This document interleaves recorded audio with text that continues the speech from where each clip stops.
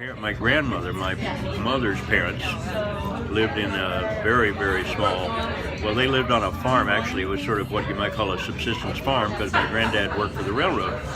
But there was no running water and no electricity in the house. The spring was across the front yard, down the hill, and across the railroad tracks. It was a wonderful spring of fresh water. Unlike many of my contemporaries who grew up in suburbia or in big cities, such as yourself, my sweet wife, who grew up in civilized suburbia with a white-collar dad. I grew up in a pretty small town, and my family, my mother's family, were the ones I was associated with in those days because my dad lived a long way off.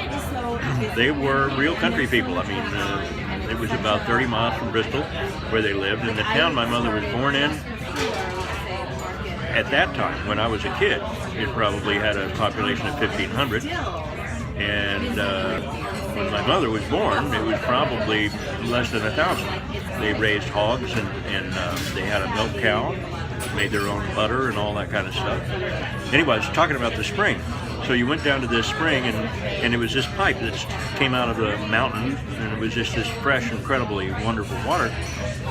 And they had a little spring house, which was sort of a rectangular thing built out of stone, and they would put crocks of milk and other stuff in there that needed to be refrigerated, and the water circulated through it. It had a hole on the other side, an outlet hole that was probably, half a foot or so lower than the tops of the different kinds of jugs they would put in there. Anyway, then they collected water with a cistern for washing clothes and washing dishes and stuff. That was a barrel that sat next to a drain pipe spout, so that it caught the rainwater. But all the other water that you drank and cooked with came from the spring. They had this plow horse, which looked kind of like the poor nephew of the Clydesdales that Budweiser has on their TV commercials.